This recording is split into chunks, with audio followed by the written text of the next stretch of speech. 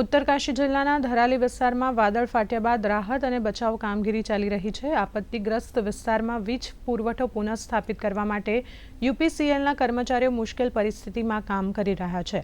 વહીવટીતંત્ર, સશસ્ત્ર દળો અને અન્ય એજન્સીઓ સામાન્યતા પુનઃસ્થાપિત કરવા માટે વ્યાપક પ્રયાસો શરૂ કર્યા છે। તો મુખ્યમંત્રી પુષ્કરસિંહ ધામીએ અધિકારીઓને રાહત કામગીરી ઝડપી બનાવવાના નિર્દેશ આપ્યા છે।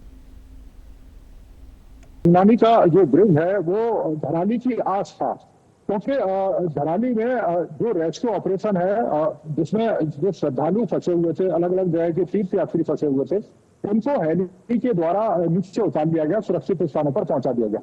अब सबसे बड़ी चुनौती ये थी कि ऑपरेशन का जो दूसरा हिस्सा है वो शुरू किया जाए, ताकि वहां पर जो सर्च का काम है उसमें तेजी लाई जा सके। अब सर्च के काम में मुश्किलें ये आ रही थी कि जो बड़े बड़े इक्विपमेंट हैं वो हेली के द्वारा वहां नहीं पहुंच सकते थे। यही कारण है कि सीमित स्तर पर वो सर्च अभियान चल रहा था। लेकिन अब जब आप देखें कि गंगानी का जो पुल है वो अब सुचारू रूप से चालू हो गया है, 2 स्पॉट और मतलब बचे हैं।